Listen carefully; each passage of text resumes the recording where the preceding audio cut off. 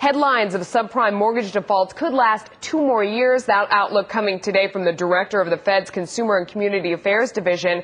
And some are now pointing the blame at Alan Greenspan. David Moon, president of Moon Capital Management, says Greenspan is one of those. He is pointing his finger at Greenspan, that is. But Anthony Chan, economist with J.P. Morgan Private Client Services, isn't buying it. David, go ahead and make your case. Well, you know, Greenspan, people ought to know that when Greenspan speaks, folks listen.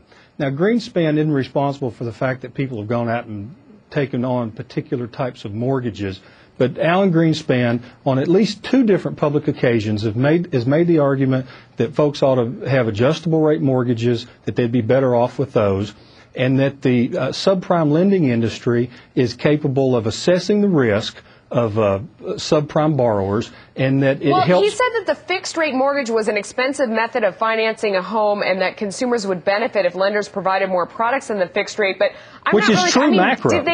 But would lenders just go ahead and listen to Alan Greenspan, or do you think consumers understood what products he was talking about? And this was buried in a speech somewhere. Yeah, consumers don't get that. But what happens is that Greenspan sets an institutional tone where lenders and mortgage originators say, well, you know, the Federal Reserve Board chair says that what we're doing is not risky. Keep in mind, what Greenspan did also was what he said was just confirmation of what the Fed had been doing for 4 years.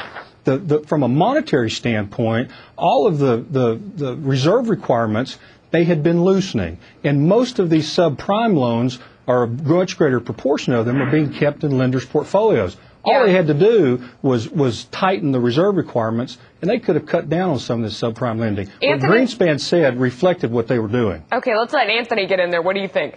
Well, first of all, to say that Alan Greenspan was telling every American to take out an adjustable rate mortgage is preposterous. Basically, what he was saying is when you take out a 30-year mortgage, you're basically paying for an insurance policy to lock that rate in over 30 years. When we know that the average person just stays in a house for a couple of years, it's almost ridiculous for those individuals that plan to leave not to take out an adjustable rate mortgage.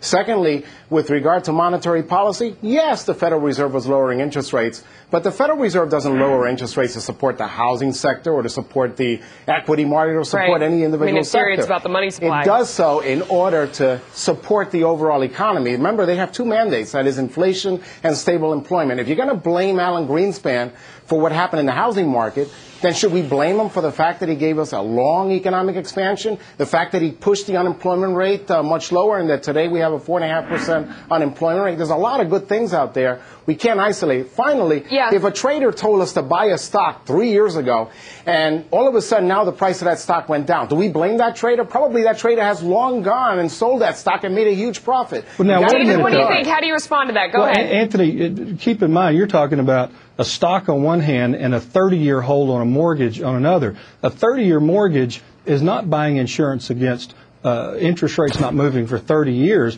What you're doing is buying insurance that interest rates don't move while you're in the home. But you're not going to be there for the 30 years, so you don't need the self-assurance that you're going to be fixed for 30 years if you're only going to be there 2 years, 3 years. Or, in fact, you may want to renegotiate that loan when you're much healthier and you have higher FICO scores and get an even lower interest rate. Well, then tell me this. Why do we have a doubling of defaults on subprime and on adjustable rate mortgages in the last year? Very simple, because you've all heard the adage that too much of a good thing can be bad for you. And when we look at the mortgages that were made, whether they be subprime or Alt-A in 2004 and 2005, those mortgages are not in danger. But it's the tail end of what happened in 2006. I need to interrupt for a second because we have some breaking news on this subject from the home building sector. Business Week is reporting that the FBI is investigating Beazer Homes. The probe is in connection with possible mortgage fraud and predatory lending, other questionable financial transactions. I mean, what do you think? Are we going to hear more of this?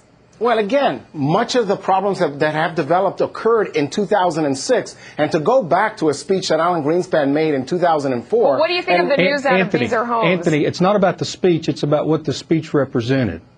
It represented an institutional mindset that there was no problem.